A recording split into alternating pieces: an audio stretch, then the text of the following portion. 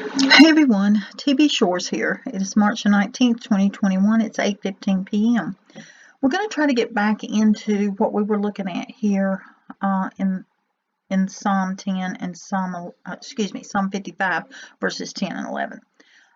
This video will mainly be discussing in the midst, but I wanted to touch just for a second over here and something that I had forgotten to include in these last couple of videos. Of course, we looked at the word sorrow. This is the Hebrew word that it was translated from. And if we come down here to definitions, we see that it is from another Hebrew word, 5998. And of course, we discussed all this about what this word sorrow means from the Hebrew understanding.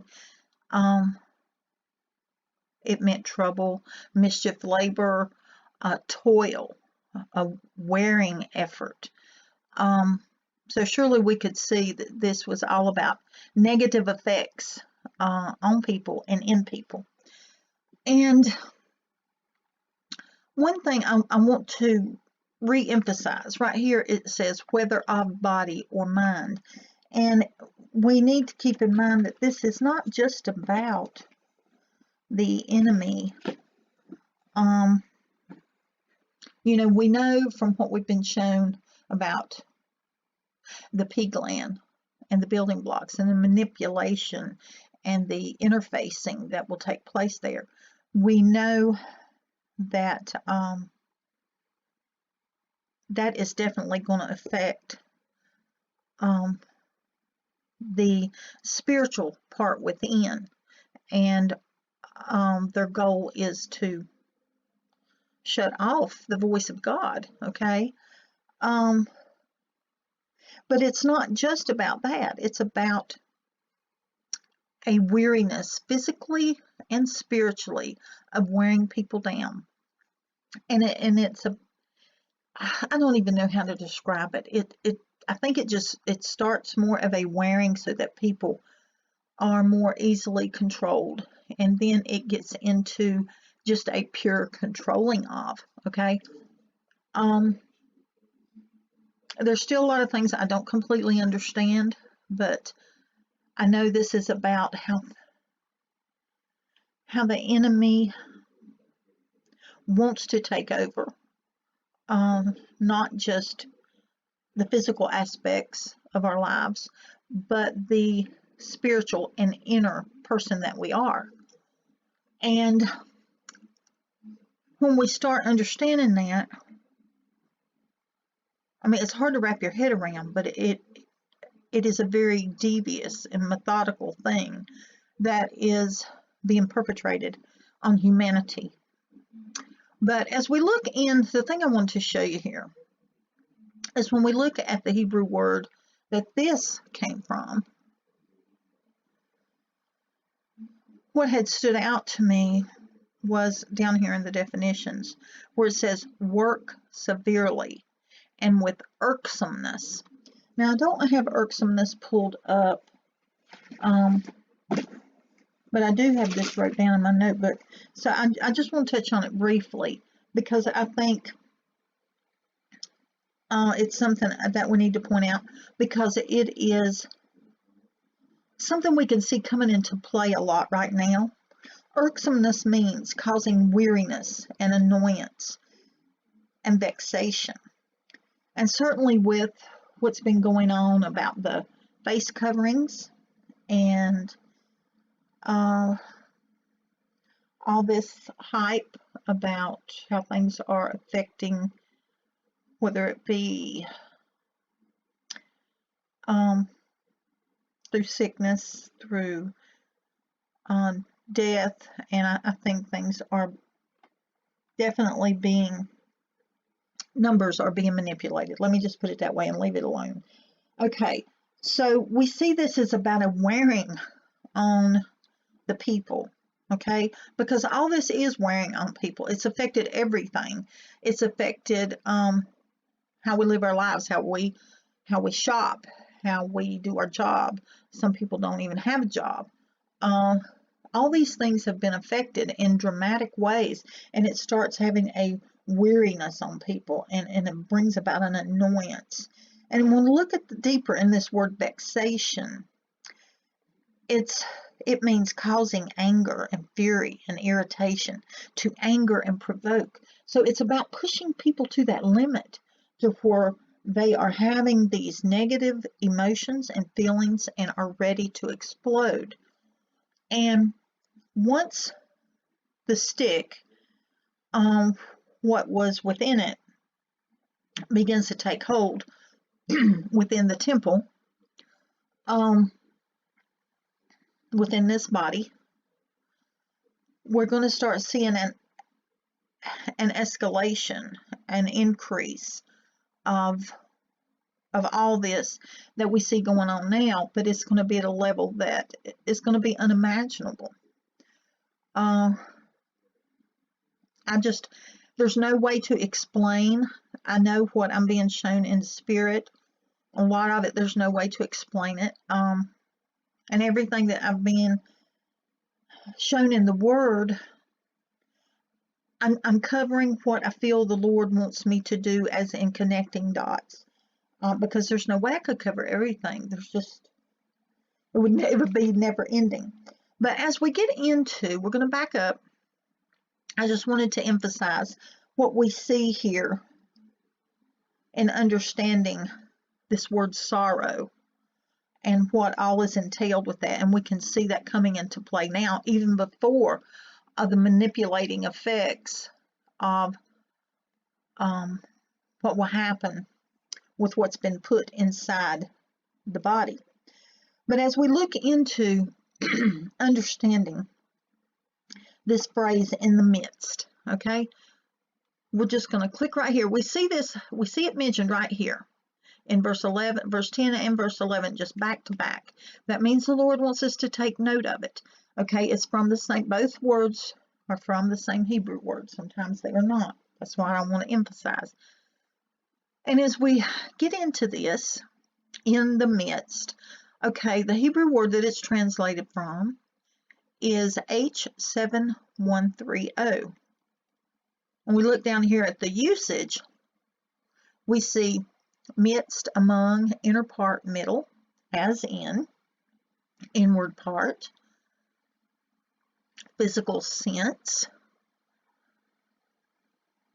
as seat of thought and emotion, as faculty of thought and emotion, in the midst, among, from among of a number of people. Now that's the first thing that comes to my mind when we say in the midst. It's like it's amongst them, okay, amongst people. But the thing that the Lord, I kept hearing in my spirit that He kept giving me when I started looking into this, was at the center, the core of who you are.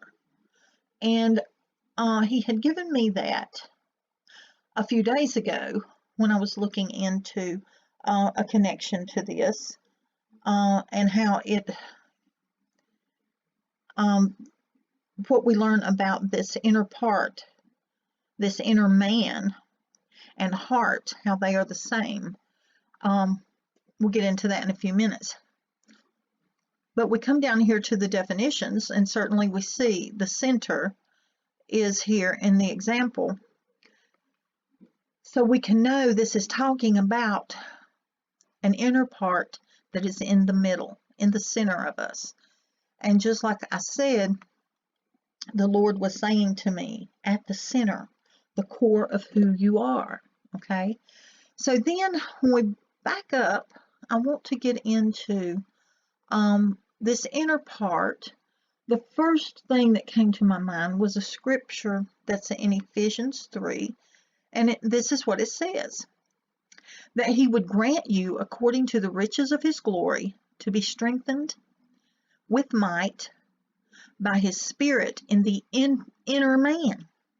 Okay, we saw inner part, and now we're seeing inner man. It's the same thing. When we click into this to see the Greek word that this came from, then we see that it's getting into giving us usage terms of it being the internal inner man, the soul, and the conscience. And that is letting us know that it is about that inner man that is the center of who we are, the core of who we are.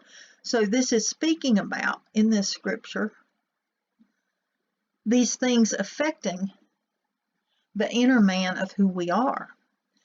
Not just having an outward effect or just a fleeting expression of anger. But this is about bringing this to be a major effect upon the inner man, which is the heart of who we are, the core, the center of who we are. Now, having said that, wait a minute, I have one more thing to show you over here. Where we see inner man, now it's only mentioned in Scripture one time. We also see, and I just want to show you,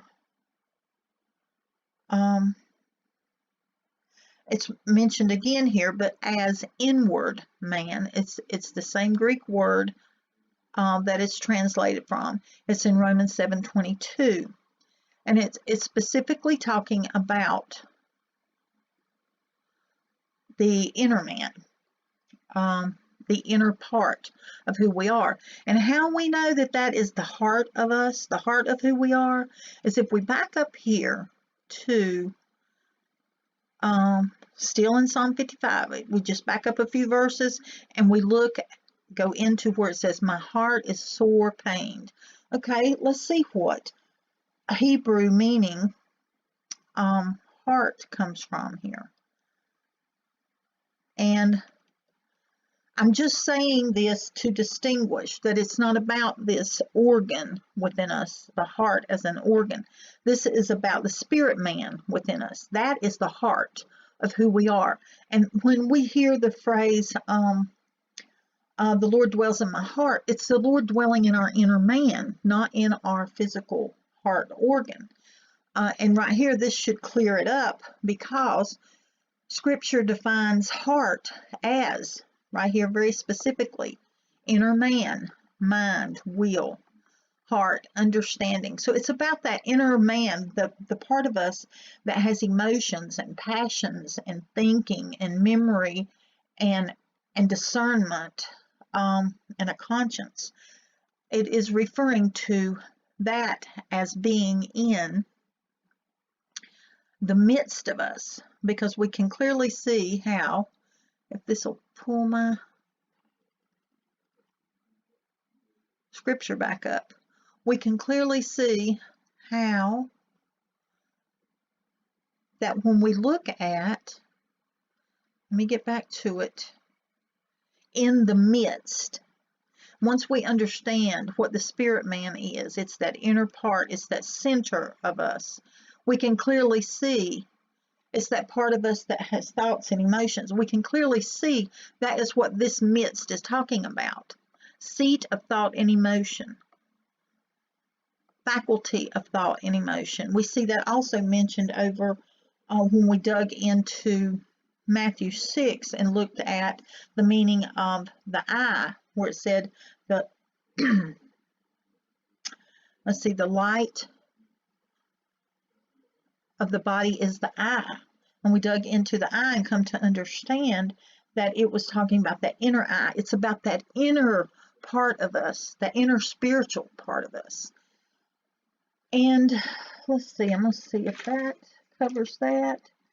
And we'll cut this off and cover, I think, where the Lord wants me to go next. I'll be back. I love y'all. Bye-bye.